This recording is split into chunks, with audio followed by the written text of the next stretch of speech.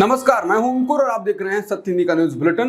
एक नजर अब तक की सुर्खियों पर। वक्फ बिल के ज्वाइंट पार्लियामेंट्री कमेटी की मीटिंग में एक बार फिर मंगलवार को हंगामा हुआ। इस मीटिंग के दौरान बीजेपी और टीएमसी के नेताओं के बीच तीखी झड़प हुई।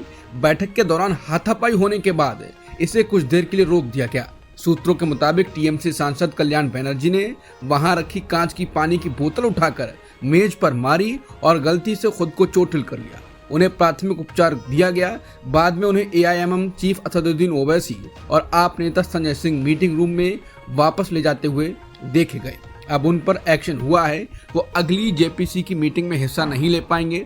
बता दें, अगस्त महीने में सरकार द्वारा लोकसभा में पेश किए गए वक्फ विधेयक की संयुक्त संसदीय समिति जांच कर रही है। इस समिति की अध्यक्षता भारतीय जनता पार्टी के जगदम्बिका पाल कर रहे हैं। घटना के समय समिति जजों और वकीलों के एक ग्रुप की राय सुन रही थी। इस बीच कल्याण बनर्जी उठकर बोलने लगे। उनके बोलने पर बीजेपी नेता अभिजीत गंगोपाध्याय ने कड़ी आपत्ति जताई। भारत के लिए ओलंपिक में मेडल जीतने वाली साक्षी मलिक बीते साल जंतर मंतर पर धरने पर बैठी थी। उनके साथ विनेश फोगाट और बजरंग पूनिया भी धरने का हिस्सा थे। धरने के दौरान ब्रजभूषण सिंह पर महिला पहलवानों के साथ यौन शोषण का आरोप लगाया गया था। साक्षी मलिक कई बार यौन शोषण की बात करते हुए भावुक हुई थी। उस समय सभी को लगा कि वो जिन रेसलर्स की बात कर रही हैं उनके बारे में सोचकर भावुक हो रही हैं। हालांकि साक्षी मलिक की किताब की माने तो वो अपने साथ बीती बातों को याद करके भावुक हो रही थी। साक्षी मलिक की जीवनी विटनेस जोनाथन सिल्वराज ने लिखी है। इस किताब में साक्षी मलिक अपने जीवन से जुड़े कई बड़े खुलासे कर रही हैं। इसी किताब में साक्षी ने बताया कि साल 2012 में ब्रजभूषण ने उनके साथ यौन शोषण करने की कोशिश की थी। इस घटना से बाहर आने में उन्हें 4 साल लग गए। साक्षी मलिक ने कहा कि ब्रजभूषण ने उन्हें अपने कमरे में बुलाया था। साक्षी ने किताब में लिखा कि ब्रजभूषण ने मेरे माता पिता से बात कराई। जब मैं अपने माता पिता से अपने मैच और मेडल के बारे में बात कर रही थी तो सोच रही थी कि शायद कुछ गलत नहीं होगा, पर जैसे ही कॉल कटी उसने मेरा यौन शोषण करने की कोशिश की। मैं उसके बिस्तर पर बैठी थी, मैंने उसे धक्का दिया और रोने लगी। साक्षी मलिक के हवाले से किताब में आगे लिखा गया है, वो पीछे हो गया। उसे समझ आ गया था कि मैं वो नहीं करने वाली हूँ जो वो चाहता है। वो कहने लगा कि उसने पापा जैसे मुझे बाहों में लिया, लेकिन मैं जानती थी वो ऐसा नहीं था। मैं वहां से भागकर अपने कमरे में आई और रोने लगी। रेसलर साक्षी मलिक ने रेसलर्स प्रोटेस्ट को लेकर बबीता फोगाट पर आरोप लगाया। साक्षी मलिक ने बबीता फोगाट पर खिलाड़ियों के प्रोटेस्ट के लिए उकसाने की बात कही।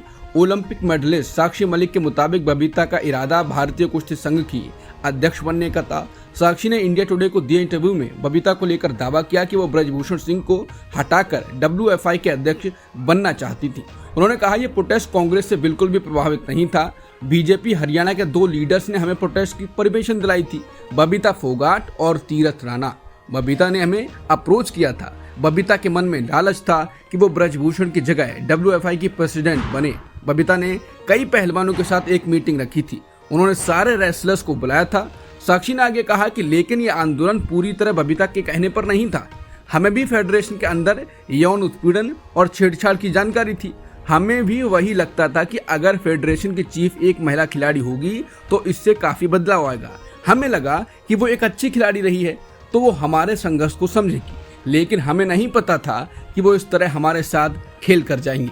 हमें तो लगा था कि वो हमारे साथ प्रोटेस्ट में बैठेंगी और एक रेसलर के तौर पर आवाज उठाएंगी।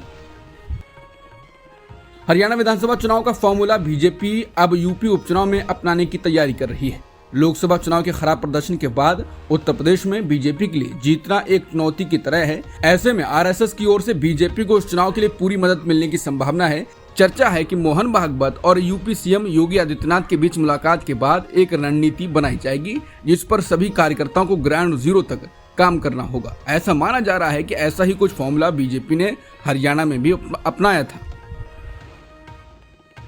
भारत और चीन के बीच सीमा पर निगरानी को लेकर हुए समझौते की रिपोर्ट की चीनी विदेश मंत्रालय ने भी पुष्टि कर दी है।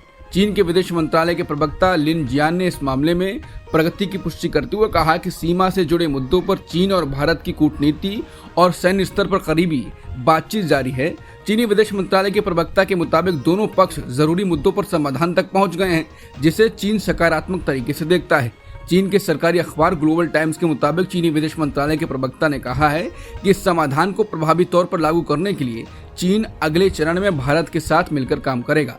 उनसे ये सवाल भी किया गया कि क्या रूस में चीनी राष्ट्रपति शी जिनपिंग और भारत के पीएम मोदी के बीच मुलाकात हो सकती है, तो उन्होंने कहा कि अगर ऐसा कुछ हुआ तो इसकी जानकारी साझा की जाएगी।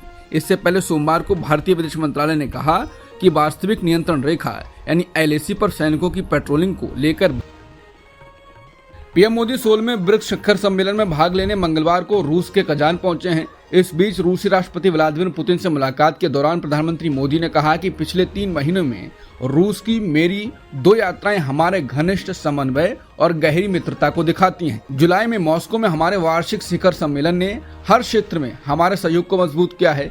15 वर्षों में ब्रिक्स ने अपनी विशेष पहचान बनाई है और अब दुनिया के कई देश इससे जुड़ना चाहते हैं। मैं कल ब्रिक्स शिखर सम्मेलन में भाग लेने के लिए उत्सुक हूँ। रूस और यूक्रेन के बीच चल रहे संघर्ष के विषय पर मैं लगातार आपके संपर्क में रहा हूँ। जैसा कि मैंने पहले कहा कि हमारा मानना है कि समस्याओं का समाधान शांतिपूर्ण तरीके से होना चाहिए। हम शांति और स्थिरता की शीघ्र स्थापना का पूरा समर्थन करते हैं। हमारे सभी प्रयासों में मानवता को प्राथमिकता दी जाती है। भारत आने वाले समय में हर संभव सहयोग देने के लिए तैयार है। पुतिन ने भी आभार जताया और रिश्ते और मजबूत करने की बात कही।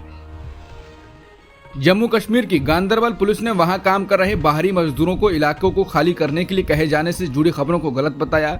पुलिस के मुताबिक ऐसी खबरें सोशल मीडिया पर चलाई जा रही हैं। गांदरबल पुलिस ने कहा कि जम्मू कश्मीर पुलिस लोगों को सुरक्षा मुहैया कराने और उनके जीवन यापन के लिए सुरक्षित माहौल उपलब्ध कराने के लिए प्रतिबद्ध है।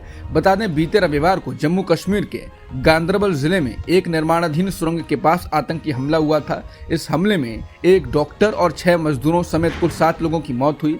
अधिकारियों के मुताबिक आतंकियों ने यह हमला तब किया जब गांदरबल में सोनमर्ग इलाके के गुंड में सुरंग परियोजना पर काम कर रहे मजदूर और अन्य कर्मचारी देर शाम अपने शिविर में लौट आए थे। झारखंड विधानसभा चुनाव के लिए कांग्रेस ने अपने 21 उम्मीदवारों की पहली सूची जारी कर दी है। कांग्रेस ने पूर्व IAPS अजय कुमार को जमशेदपुर पूर्व सीट से टिकट दिया है। वो जमशेदपुर से कांग्रेस के सांसद भी रह चुके हैं। बता दें, झारखंड में 13 और 20 नवंबर को विधानसभा चुनाव के लिए वोट डाले जाएंगे, जबकि वोटों की गिनती 23 नवंबर को होगी।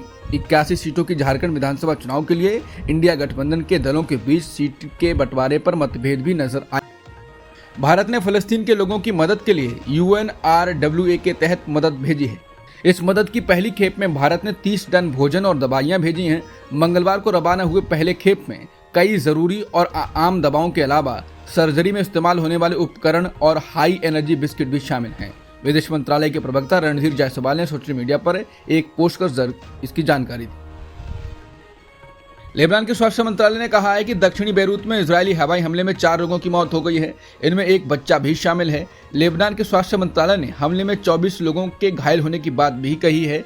लेबनान के मुताबिक ये हवाई हमला दक्षिणी बेरूत में मौजूद मुख्य सरकारी हॉस्पिटल में हुआ है। हॉस्पिटल के सूत्रों ने समाचार एजेंसी रॉयटर्स को बताया है कि ऐसा लगता है कि हवाई हमला रफीक हरीरी यूनिवर्सिटी हॉस्पिटल की कार पार्किंग में हुआ है। यह हवाई हमला सोमवार शाम को दक्षिण बेरूत में हुए 13 हवाई हमलों में शामिल है। अब तक की सुर्खियों में इतना ही। बाकी खबरों के लिए बने रहिए सत्यहिंदी.com के साथ।